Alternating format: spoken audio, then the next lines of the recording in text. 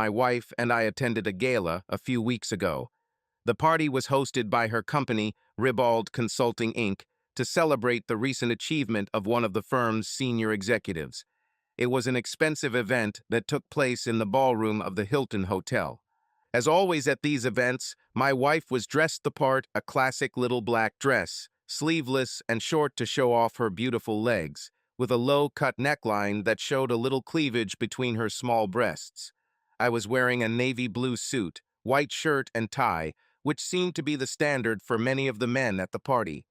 We took a lap of honor as soon as we entered the huge hall. I admit, I was impressed by the number of people. It seemed that there were already more than 200 people there, and more were coming every minute. I knew that Ribald Consulting was engaged in a very profitable business. It was obvious that the company had grown rapidly over the past year. But I didn't expect that there would be hundreds of employees and their guests in the huge, expensively decorated ballroom. Sarah had worked at Ribald for over 10 years, so I knew several of her colleagues from previous parties.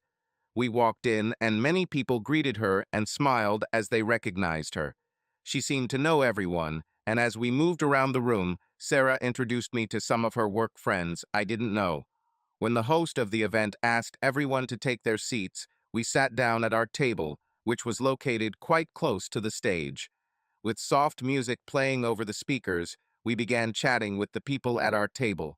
Most of them were younger than us, but they seemed friendly, and I was soon having a pleasant conversation while listening to my wife talk to her colleagues. After a delicious steak dinner, Sarah and I sat through several boring speeches praising the merits of an elderly man who had secured some lucrative contract. When the formal part was over, presumably so the company could write off the cost of the evening as a business expense, the CEO of Sarah's company greeted everyone and invited them to enjoy the evening, dancing to live music and ordering drinks from the free bar in the corner of the spacious room. The band started with a few old hits, and that made me happy. I was afraid they would start playing some annoying rap music, but luckily that didn't happen. As the band played a slow song that I recognized, I took Sarah's hand and whispered in her ear, "Shall we dance, honey?"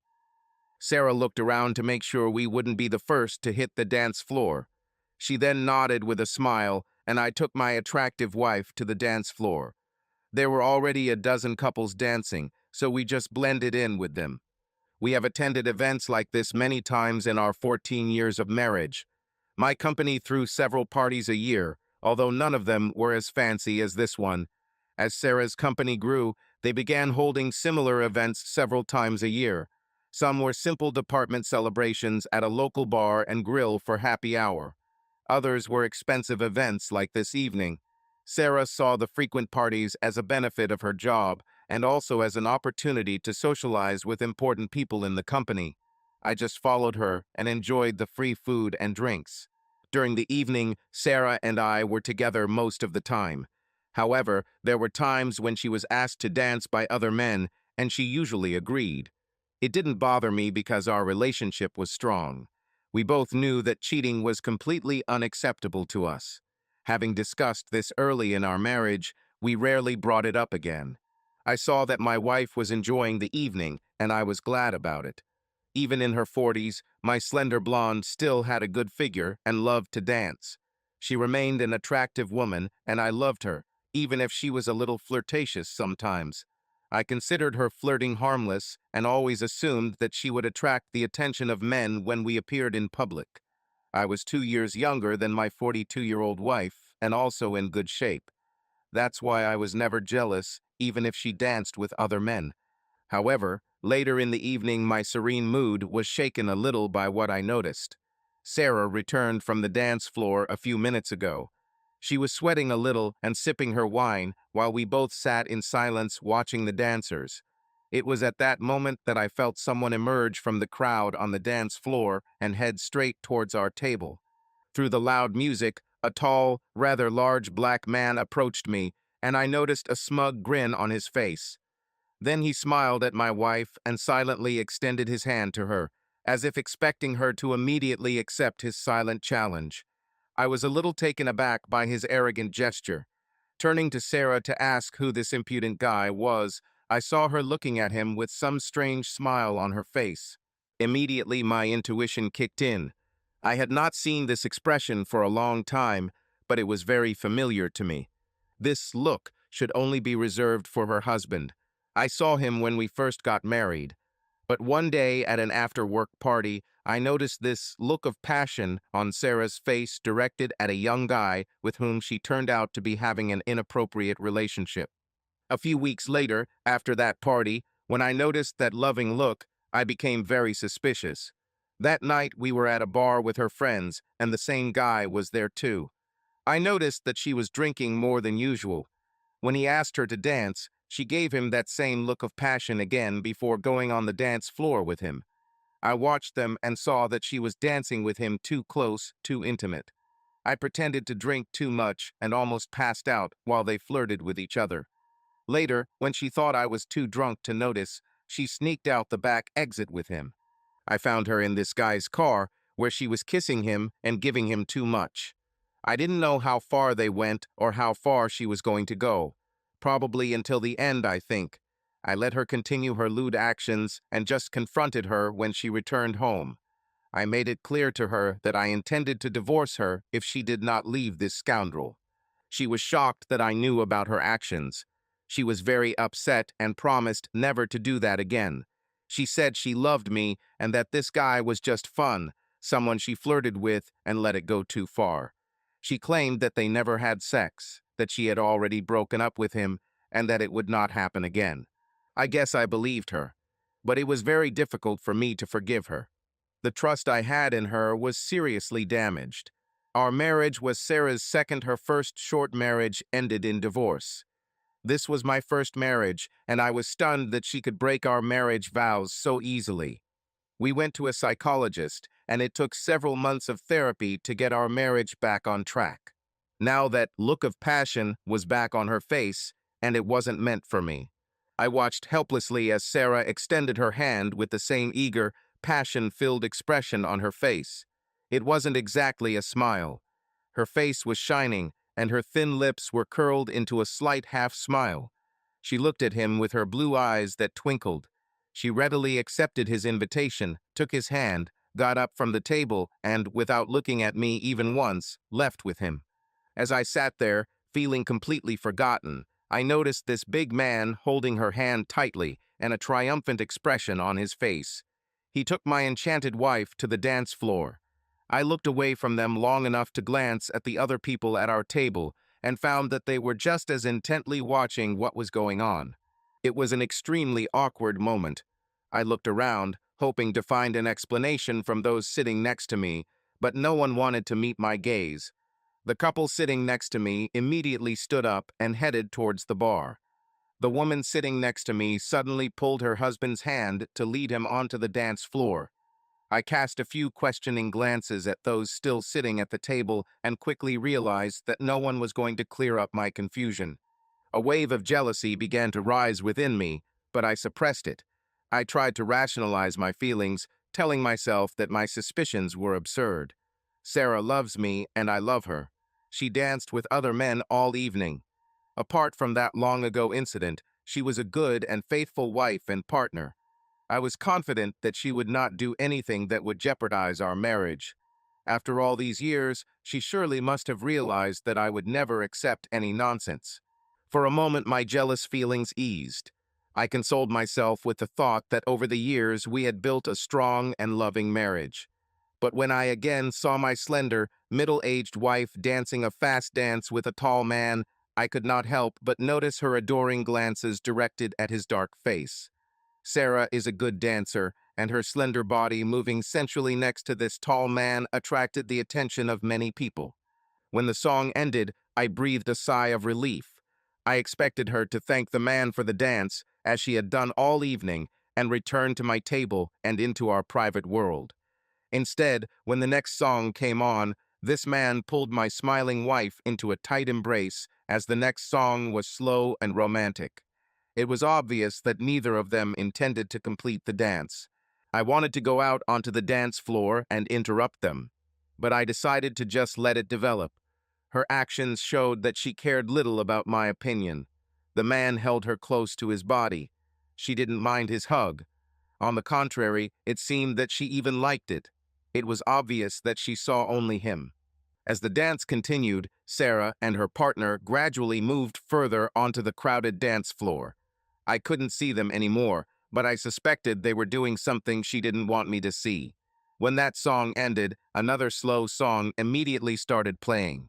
As I expected, Sarah did not return.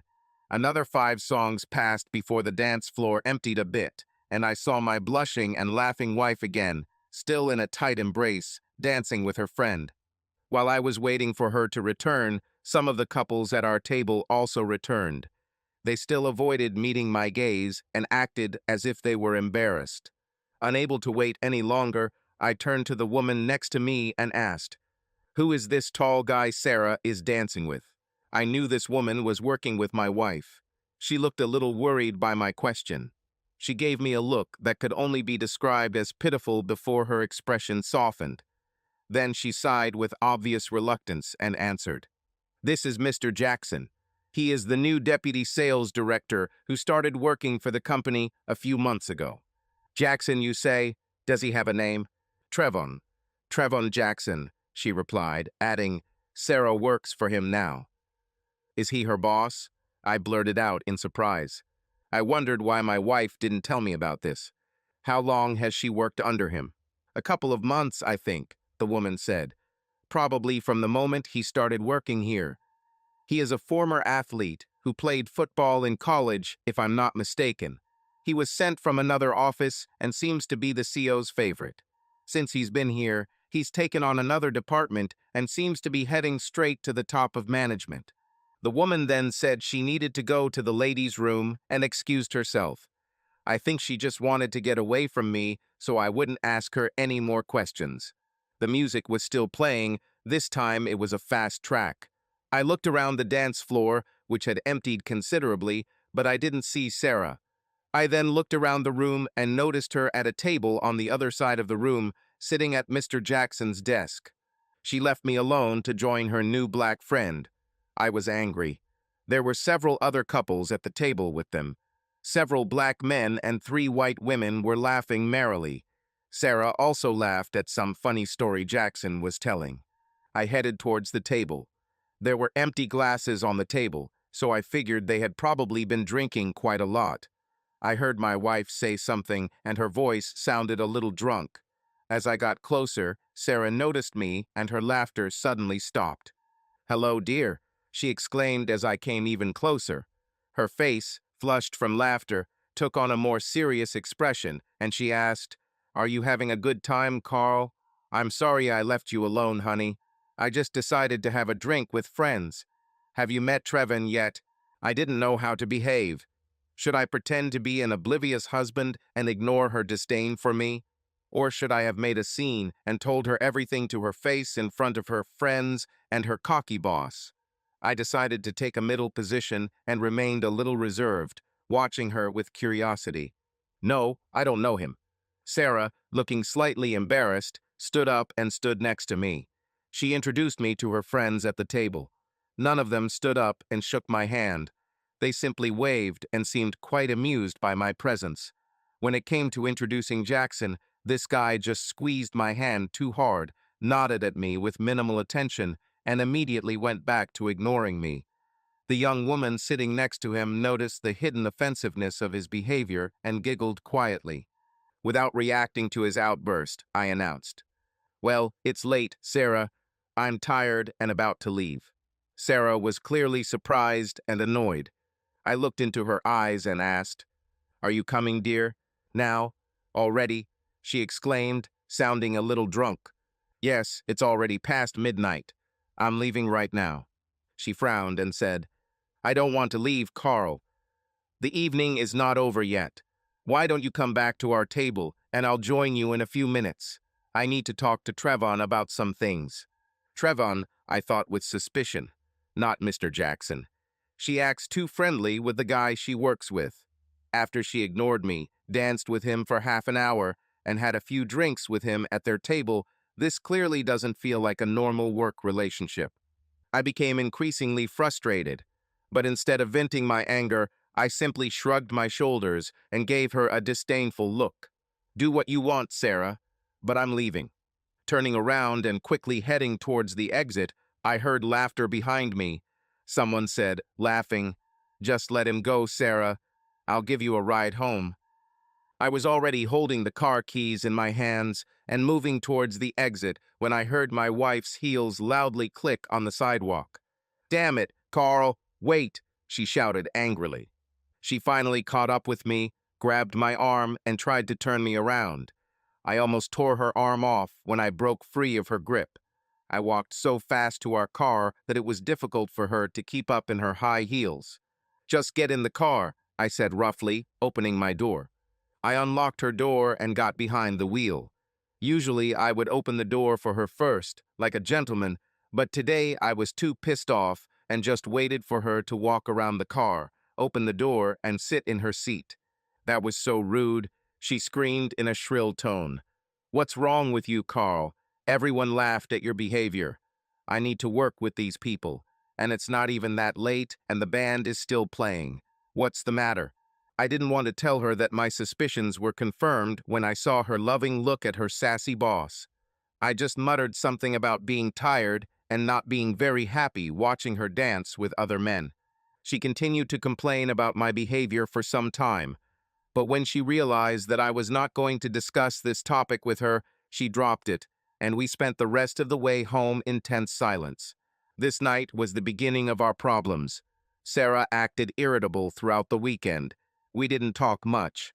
I asked her why she never told me that she was now working for a cocky young black guy. She frowned, and her bitter response made it clear that she didn't like me humiliating her new boss. It seemed she held this impudent man in much higher esteem than I did. The following week, the situation improved slightly. Sarah was not going to admit that she had any interest in her boss, but I knew from that look that she was attracted to him. She said she had been transferred to his department to work as an assistant and didn't mention him because she didn't think I would be interested in something so minor. Perhaps she was right, but that was before I saw her look of passion and the way they danced that night at the hotel. Over the next few weeks, the situation stabilized somewhat.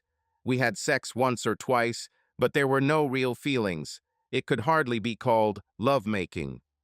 I hoped that Sarah would realize how much she meant to me and would respect my feelings about the cheating.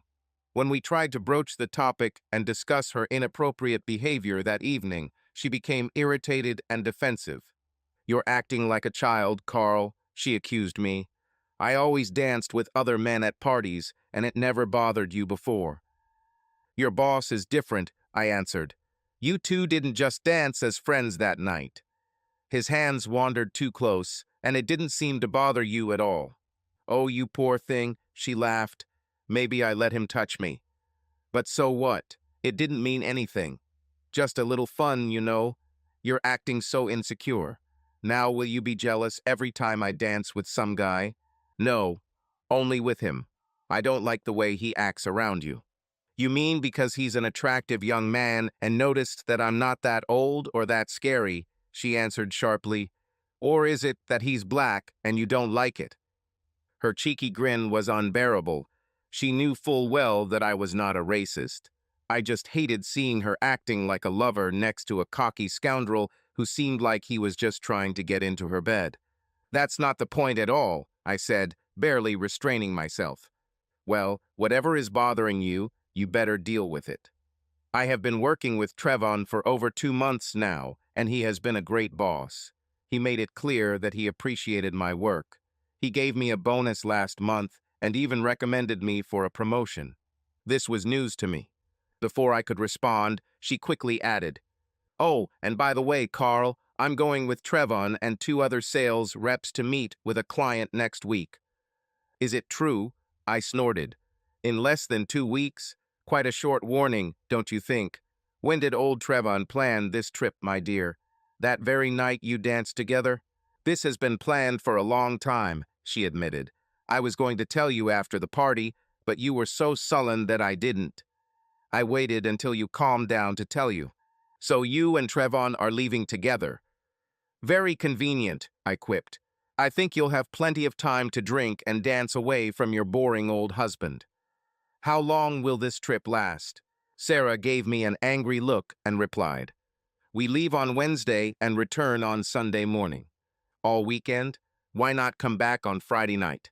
We have important meetings with a client on Saturday. It looks like they are going to sign a major contract with us, and Trevon will be our main spokesperson. It's a big deal, and he said he needed me there to help. Damn it, Sarah. Can't you see that this bastard just wants you? It was clear to me from the way he behaved that he was just another womanizer who wants to get you into bed. He's not like that. You're just acting like a jealous fool. Fool, you say? That's what, my beloved wife. I want you to go to work tomorrow and ask to be transferred to another department. This guy is just setting the stage for an affair, and I won't stand by while he ruins our marriage. Her eyes widened in surprise. I don't think she expected this. I won't do this. You're crazy, Carl. This is the best job I've ever had. I'm not going to give it up. Oh, that's how it is. That's right. Forget it. I'm not going to quit just to make you feel better. You need to stop being jealous right now. I'm making more money than ever and have no plans to quit my job. Trevon respects me and my work, and I'm not going to ruin anything. And you better not interfere either. This categorical refusal put an end to our conversation. I tried to continue the argument, but Sarah did not listen to me and simply switched off. She left the house with a bag in her hands, got into the car, and drove away. I ran outside after her. Where are you going? I shouted. We're not finished yet. Oh, just finished. I'm going out to dinner with Mary until you stop being such an insecure prat, she said bitterly. I'll give you time to get your head out of the sand, and then maybe we can talk. When she left in a fit of rage, I collapsed into a chair, feeling depressed. How quickly our relationship descended into quarrels and suspicions. Was she going to cheat on me again? I still remembered the old saying, once a cheater, always a cheater. But after so many years together, I could hardly believe that she was going to ruin everything again. Of course, I didn't catch her with that guy in bed then, but her behavior clearly indicated this. Now that I saw her with her boss, with that look that was supposed to be only for me, I didn't trust her anymore, and she made it clear that she didn't care about my feelings. The next step for a suspicious husband is usually to hire a private investigator to install video cameras in her hotel room and obtain evidence of the affair. Then, using this evidence, contact a lawyer and sue her for as much as possible. Then I would have to remember my martial arts training and challenge her boss to a duel, beat him to a pulp. Unfortunately for me, I didn't have the money for an expensive private detective. I was not a trained Navy SEAL and had no friends in the military to take him down. I've also never done martial arts. In fact, I haven't been in a serious fight since I was in middle school. But I knew that despite not having the resources to punish my wife and her lover, I was not going to stay married to a cheating, deceitful woman. So far, I only had suspicions, but his abusive behavior towards me was not an illusion. I knew her look of passion was proof that there was something more going on in her head. If she hasn't slept with him yet, this guy is clearly going to make every effort to make it happen. For a week before her trip with Jackson, we were in a silent struggle over her work. Sarah has a strong personality, just like me. Neither of us wanted to give in or apologize. She for her bad behavior and flirting, and I for accusing her of being too close to her boss. The weekend before her trip, her behavior towards me softened. She began to speak more kindly to me at dinner. She came home on time, and if I didn't cook dinner, she cooked for the two of us. After work, she changed out of her office clothes into short shorts and open tops. We hadn't had sex in almost 2 weeks, and I was clearly horny. I watched her walk around the house in her skimpy outfits and realized that she was trying to seduce me before her trip, perhaps so that she could leave with a clear conscience. I admit that I was aroused by the hidden beauty of my slender wife. Sarah wasn't a supermodel, and I didn't look like Brad Pitt. But she was a smart, attractive woman with a good figure for 42 years. She had perky breasts, an almost flat stomach, and long, slender legs, which she emphasized with her mini shorts. I was angry at her for not being able to understand my point of view, and most of all, I wanted to return our relationship to the loving direction it had been in for years. I debated whether I should give in or sulk further until she agreed with me. The worst thought was that if we didn't have sex, she'd get so horny on her trip that she'd be easy prey for a brat like Jackson. So, on the last night before her trip, I gave in and we had sex. We fell asleep in each other's arms. My frustrations have subsided, but my suspicions have not. The next morning, Wednesday, Sarah began packing her suitcase for the trip. At 9 o'clock in the morning, a taxi arrived to take her to the airport. I wanted to take her myself, but I had to go to work that day. I left a little later to kiss her goodbye and wish her luck. In my heart, I felt anxiety about this trip, but now nothing could be changed. As her luggage was loaded into the taxi, Sarah turned to me with a thoughtful look. "Don't worry, Carl," she said. "I love you, darling, only you. Last night was wonderful. Thank you for trusting me. You have nothing to worry about." "I hope not." "I love you too, baby," I answered honestly. "I'll miss you." "Me too, my love. But please don't be jealous. Nothing bad will happen, I promise. This is just a business trip and nothing more. Before you know it, I'll be home again in your arms, and we'll continue what we started last night." When she left, I felt a painful lump in my chest. Despite her promises, I knew that her unpleasant boss would try to seduce her. He was a typical womanizer, and it seemed to me he was simply manipulating my naive wife. I just hoped she would realize this before this guy ruined our relationship. Wednesday evening turned out to be difficult. Sarah knew how nervous I was, so she called me twice that day. Once when she arrived at the hotel, and again in the evening after dinner with colleagues. I deliberately didn't mention anything about her nasty boss. We were just talking about how beautiful her hotel room was and how excited she was to be involved in negotiations with clients. She said that she appreciated the responsibility that her boss gave her and that she would try to show her best side. I simply responded with something neutral. "That's good." We then exchanged "I love yous" and hung up. I almost couldn't sleep that night. Thursday at work was useless. I made a few mistakes with orders and my boss scolded me. I hated making mistakes, but the nerves surrounding Sarah's trip meant I could barely think about anything else. On Thursday evening, she called me on my cell phone again. I kept telling her how much I loved her until she started laughing. It was nice to hear her voice, and I hated saying goodbye. By Friday, I couldn't take it anymore. My boss found a few more errors, and it made him angry. I told him I wasn't feeling well, and he told me to go home since I wasn't much use that day. I left work early and went straight home. On my way home, I called Ribald Consulting and asked to speak with Trevon Jackson. His secretary said he was unavailable because he was on a business trip and would not return until Monday. I told her that I was his friend and had an important message to convey to him. She didn't give me his mobile number, but she accidentally let slip what hotel he was staying at. It was a Residence Inn, and I quickly found its phone number via Google. I did not have the money to fully investigate my wife's activities during her trip, but I had a credit card and enough money to buy a plane ticket for Saturday morning. I wanted to fly out on Friday evening, but all the tickets were sold out. Since I knew Sarah would be staying at the hotel until Saturday, I figured I'd have plenty of time to make sure my fears were unfounded. At least that's what I hoped. I was on edge during the flight. The flight attendant looked at me suspiciously, probably thinking I looked too nervous. Upon arrival, I rented a small car at the airport and arrived at the residence in around 11 o'clock in the morning. Sarah let me know that they had client appointments every day, including Saturdays. That's why she couldn't return until Sunday morning. But when I got out of the car and looked at the pool, my heart almost broke. There, on a sun lounger, in a skimpy bikini, my wife stretched out next to her black boss. On the small table next to her chaise lounge sat a tall glass of a drink, most likely a mimosa.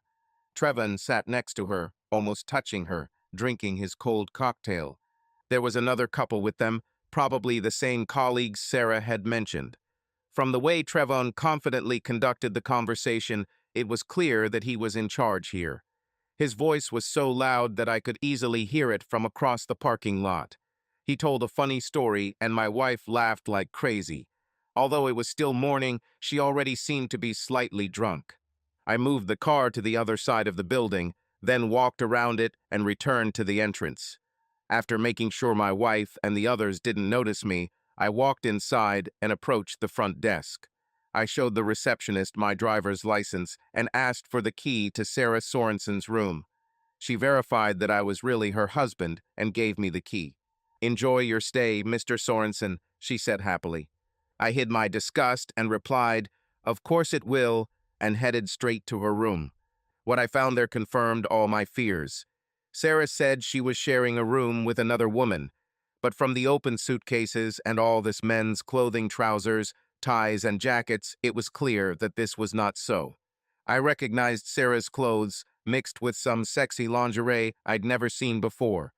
The beds were already made, which means the cleaning lady had already been in the room. I went to the window and saw that I had a great view of the pool.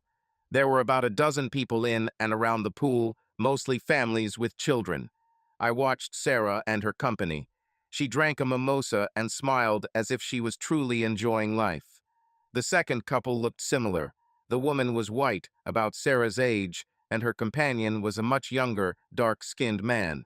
I didn't know them, but I assumed that they, like Sarah, were cheating on their partners. I gritted my teeth as I saw my wife having a calm and relaxed time with a dark-skinned guy. When she rolled over onto her stomach, I took out my phone and started recording video. Sarah was wearing a skimpy bikini that I had never seen before.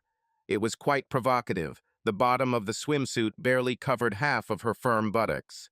It was quite a bold outfit for such a family-friendly place. When Trevon took the tube of sunscreen and started rubbing it into Sarah's back, I nearly exploded with rage. Somehow I managed to restrain myself. I stood there, disgusted, recording the video. When he finished, they exchanged an intimate kiss. Sarah looked incredibly pleased. I recorded for about 15 minutes. I then looked around the room to see what I could find. I looked into her suitcase and was shocked to see a bunch of skimpy underwear, dresses, and nightgowns. I found a package of protective equipment in Trevon's suitcase.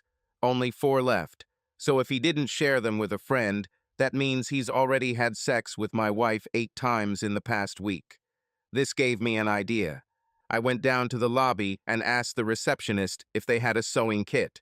She directed me to a vending machine around the corner where I could buy essentials. Among the toothpaste, brushes, nail clippers, and other small items, there was also a small sewing kit for emergencies. I quickly bought it and returned to the room. I checked through the window. Sarah and her company were still by the pool. I then took a needle from my sewing kit and made tiny holes in all the condoms. They were so small that I don't think anyone would notice. I knew that Sarah was not taking the pills because she was allergic to some ingredient. Time will show. The last thing I did was damage the curtain rod so that it couldn't be closed completely. Since their room was on the ground floor, I had the idea to film a video of them having sex through a small gap in the curtain. I checked the cornice several times and was convinced that it would not be possible to close it completely. Hopefully, they'll be too busy having sex to notice the curtains. When I left home, I just wanted to make sure that Sarah was faithful to me and to calm down. Now that I knew that wasn't the case, I wanted to ruin their trip. But I was too nervous, afraid that they would come back and find me in the room, so I didn't have time to come up with anything more ambitious. If I had more time to plan, I could have done more, like installing cameras or stealing Trevon's company credit card and starting using it. But I managed to do a few things and quickly left the room before they noticed me. I parked the car in a more secluded place and just sat in the car for a while. I saw the pool and spent another hour watching my wife and that damn Trevon drink and laugh and play in the pool and act like newlyweds. I didn't want to stay too long for fear that something might go wrong. I was pleased when the whole company packed up and headed back to the hotel. It was still early afternoon, and I could only suspect that they had gone out to have sex. I crept up to their window, turned on the record on my phone, and started filming. As I expected, they had already had sex. Not only that, but another couple was also having sex on the next bed. I made a note to find out who this woman was and to talk to her husband if he had one. It was still daylight, so I knew I risked being seen. But I stood there for less than 15 minutes, and during that time no one paid any attention to me. I didn't look at the phone so as not to look suspicious, but simply pretended to be looking at the wall next to the window. I turned off the recording and quickly left before anyone noticed me. I returned home and was sitting in my chair watching TV when Sarah's taxi pulled up to the house. All day I gathered my courage to maintain a normal appearance and not give away my suspicions. When she entered the house, she seemed to be in a great mood. I stood up and hugged her to greet her. She cheerfully exclaimed, "Oh, my dear, I missed you so much." "How was the trip, honey?" I asked calmly. "Oh, wonderful, and it is very beneficial for our company. We managed to conclude an exclusive contract," she said with delight. "It was a good trip, but I missed you so much." "I missed you too, Sarah," I lied. She smiled coquettishly, leaned forward, sticking out her chest, and began making eyes at me. "I hope you missed me, my love. We have unfinished business," she said pointedly. "I know this trip has been hard for you, Carl," she continued. "I didn't like being away from you either. I'm glad you stuck it out, and I plan to generously reward you for your patience. I've missed you so much, and I hope you stay strong because I'm going to give you everything you want tonight." "This is cute. I'm serious. Just wait, honey," she said, trying to kiss me. At the last moment, I turned my head, and she kissed me on the cheek. This surprised her. She looked at me strangely, but didn't say anything. "That's very generous of you, Sarah. Let me help you with your luggage," I said calmly, quickly breaking the hug and taking her suitcase. I walked up the stairs and laid him on the bed. Sarah tried to hug and kiss me again, making it clear what she wanted. I just returned her hug, then gently pushed her away and left the room, allowing her to sort things out on her own. She looked a little puzzled by my behavior. I had already prepared something for her to eat, and she was grateful. Looks like she put in a lot of effort with Trevon and his buddy. She told me about the trip and the meetings in which she participated. Naturally, she barely mentioned her black lover and boss. Apparently, she knew that I didn't love him and didn't want to bring up the topic. She thanked me for not objecting to her travel and allowing her to gain much-needed experience in negotiation. I just nodded and said nothing about how I really felt. I knew Sarah wanted to get me into bed, perhaps to ease her conscience. But I wasn't going to be her second choice after those black guys. There was no desire. After dinner, I said that I had work in my office. She looked at me as if she didn't understand what I said. She clearly didn't expect me to reject her. She simply nodded and said she was willing to wait. It would be difficult for me to resist her attempts if not for help. So after dinner, I opened a bottle of wine. Sarah happily accepted the glass. I sat down on the sofa and turned on the TV. She sat next to me, sipping wine and resting her head on my shoulder. I waited for the wine to take effect. I knew she would be tired after her sex trip with these guys, but I wasn't sure if it would tire her enough to stop pursuing me. When we had both finished our first glass, I stood up and poured us another. But this time I threw 2 sleeping pills into her glass. She did not have time to finish the second glass before she fell asleep. When she fell asleep, I took off all her clothes. After I pretended to have sex with her, I just left her on the couch and covered her with a blanket. Then I went to bed and had my first good night's sleep in weeks. I left the house before she woke up. We didn't speak until Monday, and I thanked her for such a wonderful evening of love. "Oh, are you talking about?" she muttered. "Yeah, that was great," I said happily. "I liked it," she answered happily. "You can use me whenever you want, darling." I smiled and we hugged. I repeated this trick several more times over the following weeks. After Sarah returned, I tried to act like a normal husband. It was very difficult because I knew that our marriage was heading towards divorce. I had already decided that I could no longer trust this cheater and our marriage was over. I just pretended not to suspect anything, and we chatted calmly over dinner about how her day went. Sometimes we would make weekend plans and go out to dinner at restaurants she liked. I even asked her to dance a couple of times. We talked about her work and our career aspirations. But there was no more talk about her quitting or moving to another department away from Trevon. She didn't bring it up herself and seemed glad that I didn't bring it up again. After she returned over the weekend, we resumed our displays of affection. I needed to maintain the appearance of a normal relationship so that she would not suspect that I was up to something. When we went out somewhere, I held her hand and opened the doors for her. At home, I sometimes massaged her back or feet, pressed myself against her, and kissed her neck. She liked it. About a month after her return, she told me that she was going on another business trip. I clenched my teeth and could hardly restrain myself from breaking down and screaming. She was going to cheat on me again. I remained calm and did not specifically ask if Trevon would go with her. Since she didn't say a word on the matter, I assumed he would go. I pretended to be upset that I would be alone again, but this time I was not as persistent in my objections as before her first trip. By that time, I had already come to terms with the fact that she was continuing her infidelities and no requests would help, except for her next denials. It pained me to think that she would so easily throw our 14 years of happy marriage into the abyss, but I could not do anything about it.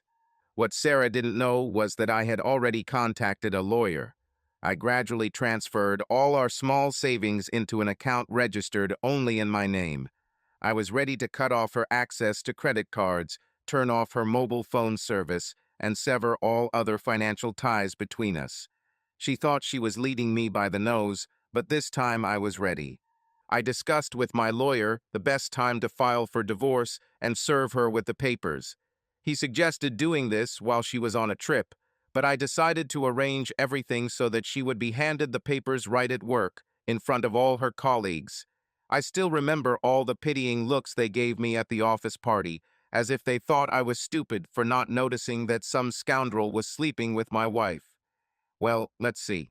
She was supposed to go on a business trip on Wednesday, and I asked to serve her with a subpoena on Monday, right at work. In the package of documents, I attached several incriminating photographs that I took from the video. These photographs left no doubt about her dirty affair. I also filed a lawsuit against her boss for destroying the family home. The lawsuit also contained photographs of their affair, as well as a description of their adultery during a business trip that was paid for by her company. They cheated on each other, using a company credit card to pay for their entertainment. I was sure that this would attract the attention of management. Even if this does not cause a resonance, then our lawsuit against the company for violating the moral standards of its contract will definitely not go unnoticed. We had testimony from her colleagues who claimed that many people knew about their affair. At 10 o'clock on Monday morning, I received a call on my mobile. "Hello," I said calmly, knowing that it was Sarah. "You fucking idiot," Sarah shouted into the phone. "Good morning to you too, dear." "What the hell did you do?" she shouted with anger. "You bastard. Oh my God, Carl, I can't. Why did you decide to humiliate me in front of the whole office?" "You mean how you've been humiliating me these past few months, you cheater," I replied with venom in my voice. "You slept with that bastard even though I warned you. You're too stupid to listen." I heard her son. There was silence before she spoke again. "Carl, I don't know what you're imagining." "I think you want to replace me, bitch. Do you love him?" "Love him?" she exclaimed in disbelief. "Well, yes, you sleep with him." She let out a demonic laugh and angrily blurted out, "Oh, how funny, you stupid moron. I don't love him, idiot. I love you. I've always loved you. Trevon is just helping me with my career. That's it. He doesn't mean anything to me. Nothing. Sex with him is just a little fun. You can't cope with your responsibilities in bed, so apparently I needed a little distraction on the side." Already calmer, she added, "We can survive all this. Don't do this to us. There is no reason for divorce. I think you just threw a good marriage in the trash." "No, I didn't throw it away. I just lost my head for a while, dear. Please, let's talk about this.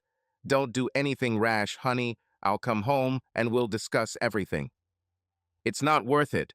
I don't want to see you, Sarah. I changed the locks. Your key won't work. If you look at the papers, you will find an order of protection against you and your dirty boss. Just stay away. Please, Carl, let's talk. We can survive this. I know I made a huge mistake, but you can't just kick me out after all these years. I warned you, bitch, but you didn't listen. But I'm listening now. I love you. I will always love you. I wanted to say something else, but I heard some noise on her side. Apparently, someone told her she had to go. I think her management has already received our claim and called her to talk. Carl, they're asking me to go somewhere, but we must talk about this later. Just remember that I love you. I'll call you back. And that was the end of the conversation. Our marriage is over. I put down the phone and cried. I loved that damn cheater, even despite what she did to me. It was hard to believe that now I would have to live without her. I thought it would be easier to just get drunk to forget, but deep down I knew that wasn't the answer. I later learned that Trevon was fired that same day. It turns out that he was transferred to Sarah's office after another incident involving allegations of sexual harassment at his previous place of work. He was a famous former athlete, and the CEO didn't want to fire him. But after my lawsuit, they decided to get rid of him so as not to make the situation worse. A couple of days later, Sarah was fired too. Apparently, too many people knew about their affair, and the company was afraid of negative PR from such employees. I heard that she was trying to get home, but one of our neighbors called the police because she started banging on the door, desperately trying to get in. The police were already aware of the protective order against her, and in order to avoid arrest, she had to leave. The real scandal broke out when my lawyer filed a lawsuit for adultery. Sarah's lawyer initially tried to argue that there was no evidence of infidelity and that the lawsuit should be filed on the basis of irreconcilable differences. Then my lawyer said that we had already applied to the court for an order to conduct a pregnancy test. I thought Sarah was about to faint. She vehemently denied that she was pregnant and even tried to hit my lawyer for saying such a thing. I just sat and laughed. We didn't know for sure if she was pregnant, but I was sure that her vile boss slept with her regularly. Since I myself did not have sex with her, if she was pregnant, then the child was not from me. We have not yet shown the video of her pleasures with two black guys in the hotel. We were saving this trump card to use as leverage if she didn't agree to our terms. I demanded 60% of the joint property as well as a waiver of alimony. Her lawyer confidently stated that we were only entitled to half, and since I earned more than her, payment of alimony was inevitable. We just decided to wait. 2 weeks later, we received a counteroffer from Sarah's lawyer. He said that she was indeed pregnant, but insisted that it was my child and that I would have to pay for it. The lawyer also made it clear that they demand that the property be divided 50-50 and insist on paying alimony, otherwise the case will go to court. Meanwhile, her lawyer got the order of protection vacated and Sarah was allowed to enter our home with a sheriff's escort to retrieve her personal belongings. She was also allowed to return half of our funds. I agreed to both conditions. When she arrived, my lawyer was there, but I did not appear there myself. He informed me that Sarah was upset that I was not there as she wanted to talk to me. The lawyer simply reminded her that this was not part of the agreement, and she had an hour to pack her things and leave. 6 weeks after she was given the papers, Sarah called me. Unlike our first conversation, this time her tone was very conciliatory. "Hello, Carl. Can I talk to you, please?" she said. "What do you need?" I answered. "I just want you to know that I'm terribly sorry for everything. I know it was entirely my fault, and I really want to talk to you in person." "I don't think this is a good idea, Sarah," my lawyer says. "To hell with it, Carl. I'm your wife. For now, why can't we sit down and talk like adults? I know I messed up big time, and I'm so sorry for everything." On the other end of the line, I heard her son a little. "You know I lost my job," she said. "Yes, I heard," I replied. And now that everyone knows about my affair, it will be very difficult for me to find a new job. Everyone blames me, and, oh damn, I promised myself not to cry, but I gave her time to cry before answering. Sarah, we have nothing more to talk about. You chose to sleep with your vile boss rather than be faithful to me. I don't hate you for this, but I can't live with a woman who betrayed me like that. How can I trust you again? You know, this isn't the first time we've had this problem. I know, but I still love you. I miss you so much. Can't you just talk to me for a little while? I know that you once loved me. You can love me again. And think about our child. I know this is your child. You don't want to abandon your child, Carl. Doesn't that mean anything to you? Don't you want to take care of your child? I sighed heavily. I really did love her once. Tell you what, Sarah, I know you're pregnant. Yes, I want to give birth to your child. We can make things better. Think about our future. Okay, if my lawyer agrees, let's do a DNA test. I don't want to give you false hopes that everything will work out. But if the child turns out to be mine, it will change a lot. I need to know for sure. Oh yes, dear, she exclaimed. That's all I ask. Give me a chance to make things right. We can still be a family. I know I'm not too young to be a mother anymore, but it won't matter if we're together. I promise to be the best wife and mother you have ever seen. Okay, Sarah, I'll talk to a lawyer and arrange it. Oh, thank you, dear. Thank you. You won't regret it, Carl. You'll see. I love you so much. I hung up. I knew I was being cruel, but I needed to end it. To continue to stall for time would be even more cruel. There was no coming back, and she had to understand that. A week later, we found out that the child was not mine. I knew this from the beginning, but I needed Sarah to realize it too. To say she was upset was an understatement. She called me again, but cried almost the entire conversation, apologizing. I just hung up. My lawsuit against her company resulted in a large cash payout on the condition that I keep the details of her affair a secret. My lawyer took a large share, but I was left with enough money. I also provided the company with information about the other two cheaters from the same trip. I later found out that both were fired too. I debated whether to find out if the other woman was married, but by that point I was sick of it all and decided to let it go. On the day of our final divorce, I came to court and saw my ex-wife. She was wearing maternity clothes and her belly was huge. It seemed that she had gained about 20 kilograms. She saw me from across the room and, hobbling to her seat next to the lawyer, waved at me and smiled nervously. I just nodded and turned my attention to the judge. He ruled that the divorce would be completed on the same terms, that I receive 60% of the property and do not pay alimony. I felt a little sorry for Sarah because her boyfriend ran out of town. Just as I thought, he was a worthless bastard. Now he also turned out to be an irresponsible father. Despite the efforts of her lawyers, he could not be found. When the judge struck his gavel, our marriage was officially over. In the end, no one won. I loved my wife and didn't want to lose her. Perhaps I was too old and too depressed by what had happened to find another woman with whom I could build a close, trusting relationship.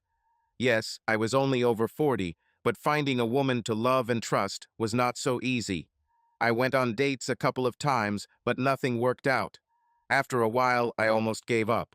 Sarah was also unlucky. After the divorce, she fell into a deep depression. We sold the house and split the money 60-40 as per our agreement. This money allowed her to rent a small apartment, but it soon ran out. She had no education, and now she works in a grocery store, sweeping floors and cleaning toilets. Her parents are trying to help, but she hardly eats. I later learned that she had lost the child, possibly due to health problems and age. After some time, I met her again, and she looked terrible. I used to think she was attractive, but now she had a constantly depressed expression on her face. Her hair had turned gray, her body had become thin and shapeless, and the deep wrinkles on her face that had once been barely noticeable now made her look like a woman in her 60s. I don't think I saw her smile even once the entire time. A year or so later, I heard that she had found herself a man. It's better than what I had because I was still alone and still bitter about everything that happened. They do not live together. He is much older than her, but they are said to date occasionally. At least that's what I heard. I no longer hold any grudge against Sarah. Life treated her cruelly. I sincerely hope that she finds someone who can love her and whom she can trust. And I can't do this anymore. I know divorce is terrible. Subscribe to our channel so that your love doesn't cheat on you, and go ahead and listen to the next story, because this story is nothing compared to the next one. If you're under 18, don't even think click to the next one. Click to the next one. Click to the next one.